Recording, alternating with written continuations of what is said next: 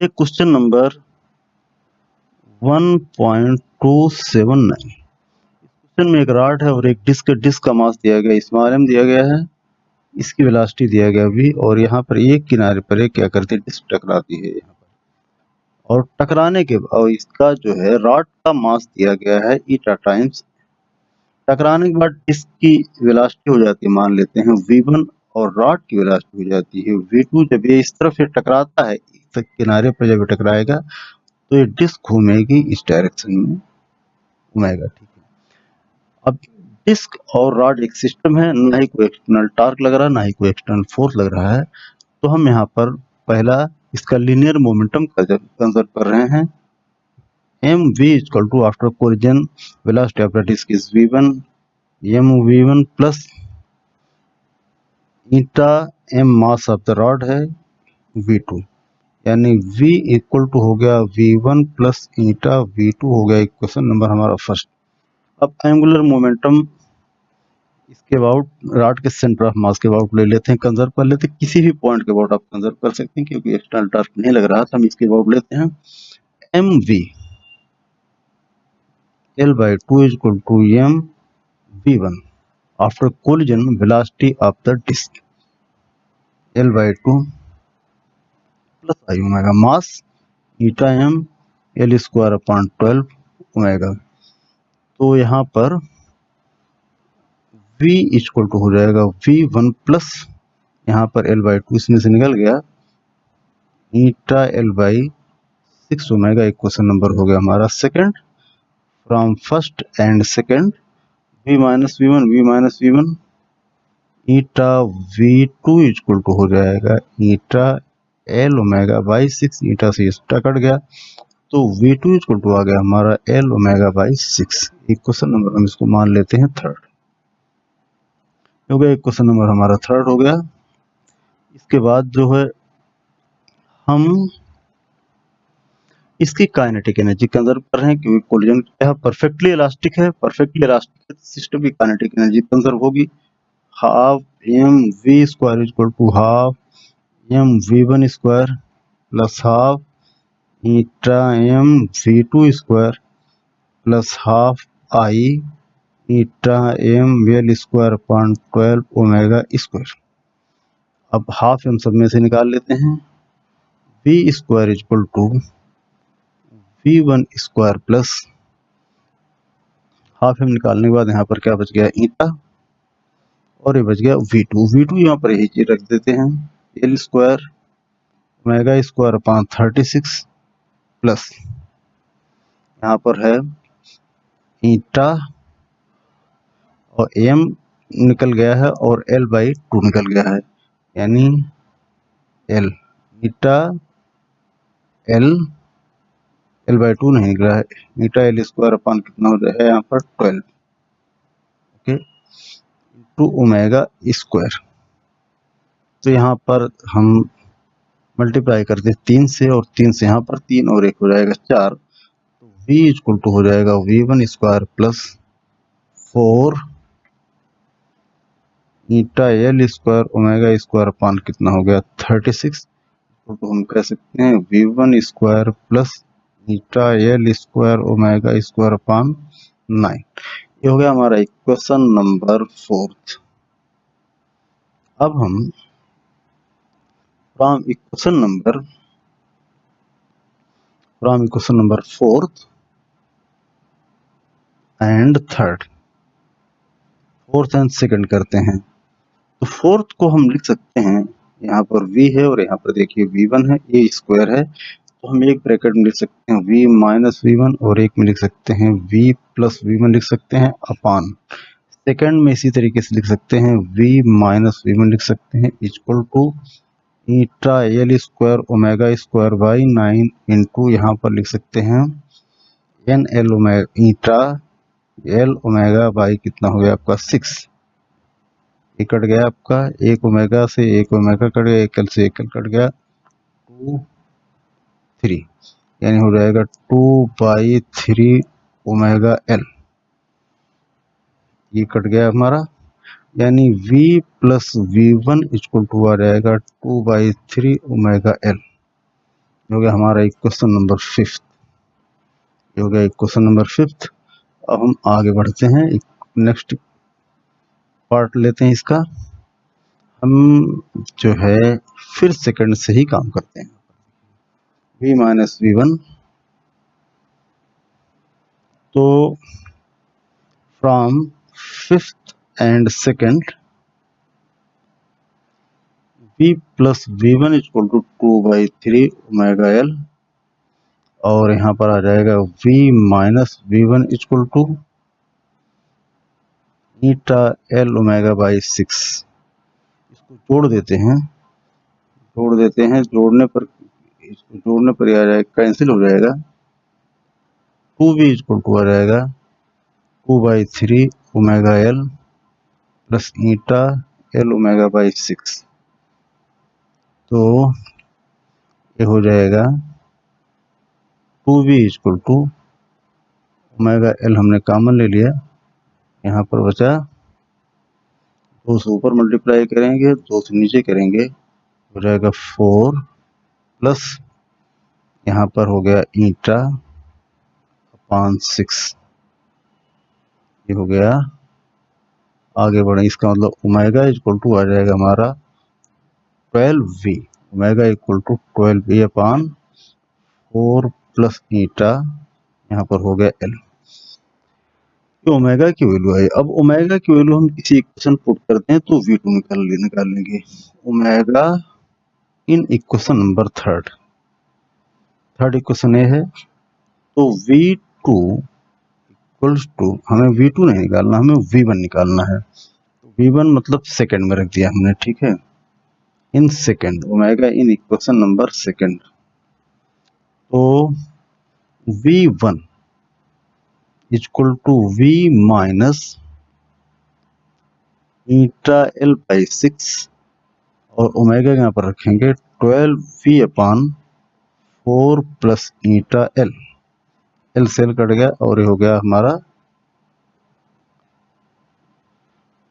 6 हो गया 2 बार, यानी v1 इक्वल टू हो जाएगा, v अगर हम कॉमन ले लेते हैं इसमें से, v कॉमन हमने ले लिया, ऊपर बचा हमारा 2 ईटा बच गया हमारा, 4 प्लस ईटा, यहाँ पर हो गया 4 प्लस ईटा और माइनस कितना हो गया 2 ईटा। तो ये आ जाएगा, after solving we get v 4 minus eta upon 4 plus eta, हो गया।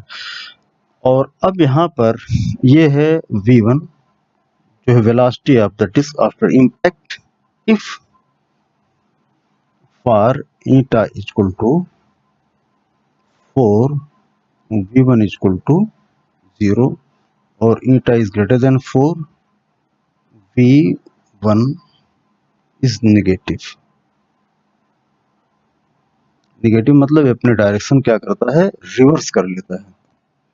अब सेकंड मेथड आप यहाँ पर ध्यान दीजिए, इस पॉइंट से टकराता है। जब ये इस पॉइंट से टकराता है, ये है इस लाइन के अबाउट पहले मूव कर रहा है, टकराने के बाद इसकी वेलोसिटी v1 हो जाती है और इसकी वेलोसिटी कितनी हो जाती है, v2 हो जाती है। और बाकी चीजें आप, तो हम सबसे पहले इसका मास m दिया गया है, इसका मास कितना दिया गया है, ई टाइम दिया गया है, इसका लीनियर मोमेंटम कंजर्व कर रहे हैं because there is no external force and no external torque, so linear momentum is conserve and angular momentum is also conserve. तो mv equal to m v1 plus eta m v2, v equal to v1 plus eta v2, equation number first. इस point के about हम ले लेते हैं पूरा net जो है एंगुलर मोमेंटम ले लेते हैं। मान लेते हैं इस पॉइंट का नाम P,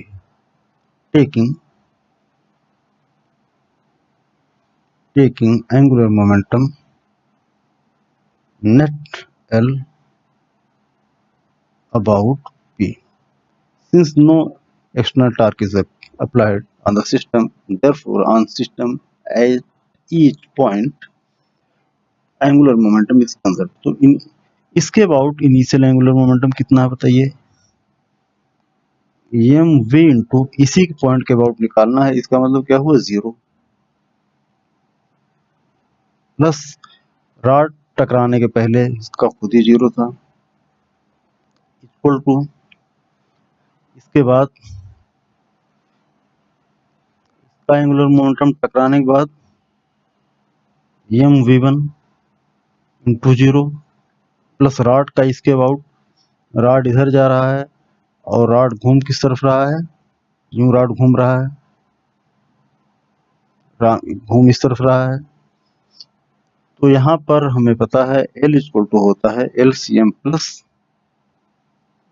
R क्रॉस P, अगर सब वेक्टर में लिखते हैं तो LCM जो है एंटी क्लॉकवाइज डायरेक्शन में है, एंटी क्लॉकवाइज डायरेक्शन में इसका मतलब ईटा ml स्क्वायर अपॉन 12 और R क्रॉस P जो होगा वो दूसरे डायरेक्शन में होगा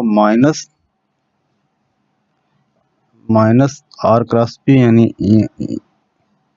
m eta V2 into L by 2।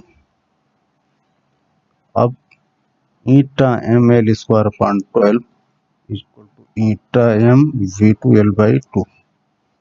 तो हो गया ईटा m से ईटा m कैंसिल हो गया, एक L से एक L कट गया, हो गया 6 आ गया, यानी V2 इक्वल टू आ गया हमारा, ये यहाँ पर ओमेगा है, ये हमारा ओमेगा, ये है ओमेगा, V2 इक्वल टू हो गया ओमेगा L बाई 6। ये हमारे V2 की वैल्यू आई थी। इसके बाद जो है ये V2 की वैल्यू आ गई। नेक्स्ट इसके बाद हम इसको एक क्वेश्चन नंबर मान लेते हैं हम सेकंड। इसके बाद जो वहां पर आया था उसमें जो जब भी हम प्रूविंग करते हैं, मेन प्रूविंग करते हैं तो काइनेटिक एनर्जी इसमें कंजर्व तो है। तो एक सबसे खास चीज देखिए जिसके लिए हम कह रहे हैं कि इसको आप सॉल्व कर लीजिए, इक्वल टू जो होता है कोफिशिएंट ऑफ रेस्टिट्यूशन जो होता है velocity of separation of point of contact upon velocity of approach of point of contact, velocity of approach, velocity of point of along, दोनों कहाँ पर है, along line of impact। ये along line of impact फिर से पढ़ दे रहे हैं, जल्दी से लिख दिया मैंने। velocity of separation of point of contact along line of impact upon velocity of approach of point of contact along line of impact। तो ये है, तो हम E जो है इसके अबाउट निकालते हैं। ये है हमारा इम्पैक्ट लाइन, इसके अबाउट क्या करता है, ये इम्पैक्ट करता है। जब इसके अबाउट इम्पैक्ट करता है, इसको अगर हम 1 से नोट करते हैं, इसको 2 से नोट करते हैं, तो E इक्वल्स टू हम लिख सकते हैं V2 minus V1 upon U1 minus U2 equal to V2 जो दिया गया है वो है हमारा, यहाँ पर देखिए इसकी वेलोसिटी हमको बताना है। इसकी वेलोसिटी ये इस तरफ घूम रहा है, ये तो रॉड खुद आगे की तरफ जा रहा है, रॉड की वेलोसिटी कितनी हो गई, V2 हो गई, रॉड की वेलोसिटी V2 हो गई। यहाँ पर लिखें ज्यादा अच्छा, V फाइनल, ये V इनिशियल, ठीक है, ये है U1 U2 हो गया।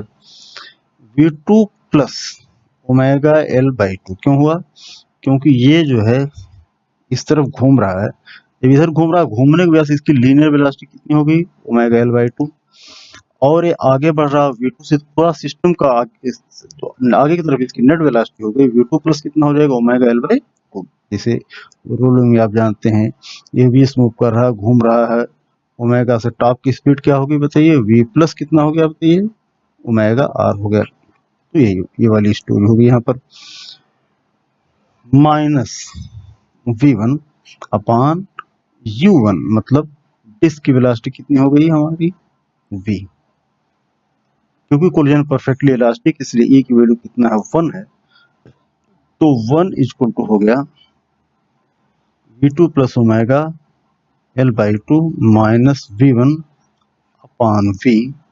तो v इक्वल टू हो जाएगा v2 plus omega L/2 minus v1।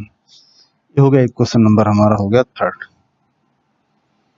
तो फर्स्ट, सेकंड और थर्ड से जब आप सॉल्व करेंगे तो वही रिजल्ट आएगा जो पीछे आएगा। एक बार जल्दबाजी में हम आपको ये बताना main coefficient of distribution velocity of separation of point of contact है, जो contact point along line of impact और velocity of approach of point of contact along line of impact। तो ये रॉड की जो वेलोसिटी है, अगर रॉड सिर्फ v2 से चलता है, इसकी वेलोसिटी, इस पॉइंट की वेलोसिटी क्या होती है, सिर्फ v2 होती है।